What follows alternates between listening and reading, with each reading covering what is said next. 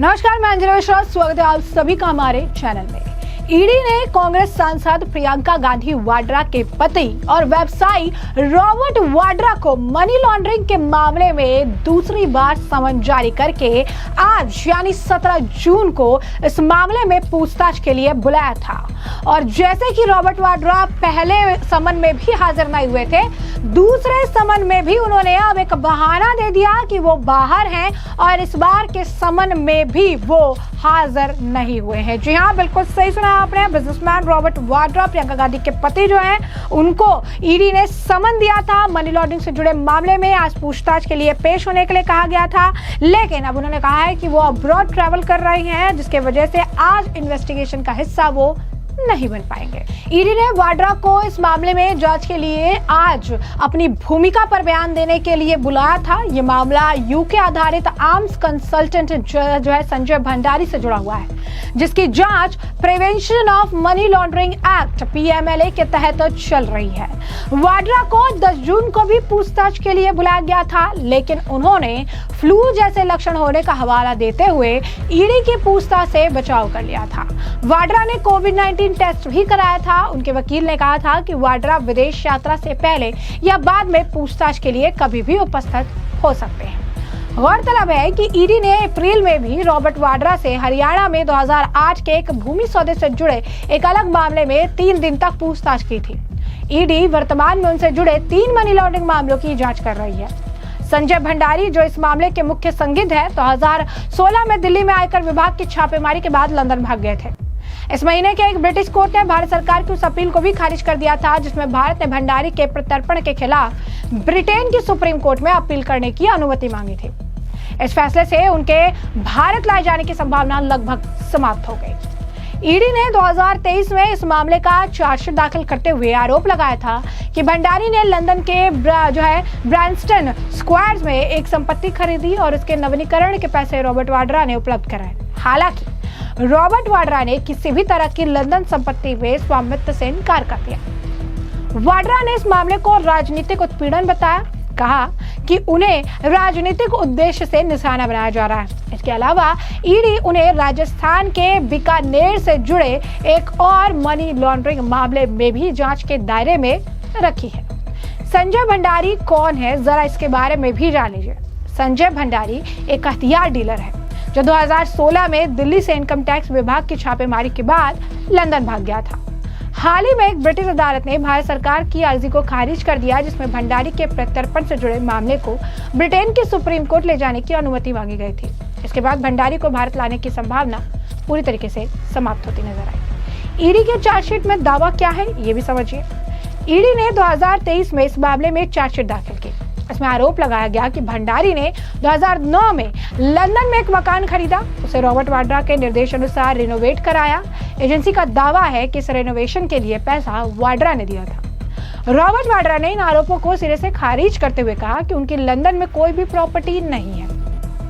उन्होंने इन आरोपों को लेकर कहा कि उन्हें राजनीतिक मकसद के तहत परेशान किया जा रहा है। ये मामला अब तक कई चरणों से गुजर चुका है। पहले इसकी जांच CBI ने, आपको बता दें, जिसने स्विस कंपनी जो है पिलाटस से एयरक्राफ्ट से जुड़े सौदे को लेकर FIR दर्ज की थी। ये कंपनी भारतीय वायुसेना और रक्षा मंत्रालय से जुड़े कई अहम प्रोजेक्ट्स में शामिल थी। बाद में CBI की प्राथमिकता के आधार पर ईडी ने इस पर मनी लॉन्ड्रिंग का मामला दर्ज कराया था। सूत्रों के मुताबिक जांच एजेंसियों को संदेह है कि राजनीतिक प्रभाव का दुरुपयोग कर सौदे में भारी गड़बड़ी की गई और इसे घूस की रकम को विदेश में संपत्ति खरीदने में लगाया गया। अब ईडी का मकसद ये जानना है कि क्या लंदन की विवादित संपत्ति इन्हीं पैसे से खरीदी गई थी। अब साल 2008 से 9 के आसपास जब UPA सरकार सत्ता में थी, उसी दौरान संजय भंडारी के खिलाफ घोटाले की जांच शुरू हुई थी। अब ऐसे में आपको बता दें कि ईडी को जो अब साक्ष्य मिले हैं, उससे वे संकेत देते हैं कि भंडारी ने कुछ प्रभावशाली राजनीतिक परिवारों से जुड़े लोगों के साथ रिश्ते बनाकर बड़े सौदे में हस्तक्षेप किया। इसके एवज में उन्होंने घूस का पैसा इधर उधर किया और उसका लाभ कथित तौर पर वाड्रा समेत कुछ और लोगों को पहुंचाया गया।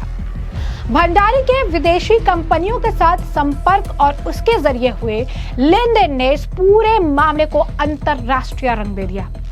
हालांकि भंडारी खुद अभी विदेश में फरार है, लेकिन भारत सरकार ने उन्हें प्रत्यर्पण की कोशिश शुरू कर दी है। जांच एजेंसी को यह उम्मीद है कि उसकी भारत वापसी के बाद शायद कई सारे इनपुट मिल सकते होंगे। अब ऐसे में आपको बता दें कि रॉबर्ट वाड्रा जो अब मनी लॉन्ड्रिंग के लेकर अब अगर आप कहेंगे कि जांच के दायरे में है, उन्हें भी पूछताछ के लिए बुलाया गया। लेकिन रॉबर्ट वाड्रा जो है पहले फ्लू की उन्होंने कंप्लेन की, कहा फ्लू है, वो चले गए। इसके बाद अब उन्होंने सेकंड टाइम भी आने से मना कर दिया है, ये कह के कि अब वो अब्रॉड चले गए हैं। दिलचस्प बात यह है कि राहुल गांधी भी विदेश यात्रा पे है। कहाँ गए, किस काम के लिए गए, क्या जाने का कारण था, कोई ऑफिशियल अनाउंसमेंट नहीं किया गया। सूत्रों के ही हवाले से यह भी खबर है कि रॉबर्ट वाड्रा भी विदेश यात्रा पर चले गए, लेकिन कहाँ गए, क्या काम था, किस लिए जाना पड़ा, इसकी कोई जानकारी नहीं आई है। अब एक और दिलचस्प बात है, एक और पहलू है जो कमेंट सेक्शन में लोग बता रहे हैं, और वो पहलू है जॉर्ज सोरस के बेटे की शादी। जी हाँ, बिल्कुल सही सुना आपने, कांग्रेस और जॉर्ज सोरस का नाम कई बार लिंक किया गया है। जॉर्ज सोरस और सोनिया गांधी के बारे में भी कई बार कई तरह के सवाल बीजेपी ने समय समय पर उठाए हैं। सोनिया गांधी की तबीयत खराब है और ऐसी स्थिति में राहुल गांधी विदेश यात्रा पर चले जाते हैं। मां की तबीयत से ज्यादा जरूरी आखिर क्या हो सकता है, लेकिन इसके बावजूद भी राहुल गांधी विदेश यात्रा पे हैं। और अब उनके तुरंत जाने के बाद अब रॉबर्ट वाड्रा यानी कि जीजा भी विदेश यात्रा पर निकल गए हैं। और इस विदेश यात्रा के पीछे क्या जॉर्ज सोरस के बेटे की शादी है? क्या जॉर्ज सोरस का कनेक्शन इतना मजबूत है कि अब इन नेताओं को जॉर्ज सोरस के बेटे की शादी में जाने के लिए भी यहाँ पर अपने समन को छोड़कर वहां जा रहे हैं? ऐसा हम नहीं कह रहे, ऐसा कमेंट सेक्शन में लोगों की अलग अलग थ्योरी है। और थ्योरी का कारण जो है वो यही है कि ना राहुल गांधी और ना रॉबर्ट वाड्रा की यात्रा को लेकर कोई स्पष्टीकरण है। और यही कारण है कि जब स्पष्टीकरण है ही नहीं तो लोग अपने अपने हिसाब से आप कह सकते हैं कि जो संभावनाएं हैं उसे तलाश रहे हैं। अब इसी वक्त में जब दोनों ही नेता गायब हो गए हैं, दोनों ही नेता बिना बताए विदेश यात्रा पर चले गए, तो ऐसे ही समय में जॉर्ज सोरस के बेटे की शादी है और इसी वजह से इन दोनों को लिंक करके देखा जा रहा है। और ये बात किसी से नहीं छिपी है कि बीजेपी के नेता कई बार कांग्रेस से इसका जवाब मांग चुके हैं कि जॉर्ज सोरस की कंपनी से सोनिया गांधी का क्या लेना देना है। जॉर्ज सोरस ने भी सामने आके कहा है कि वो मोदी सरकार को अस्थिर करने के लिए बिलियंस में पैसे खर्च कर चुके हैं। उन्होंने बात कबूल की है कि भारत की सरकार को अस्थिर करने के लिए कितने पैसे उनके द्वारा लगाए गए, लेकिन इसके बाद भी कुछ नहीं हुआ।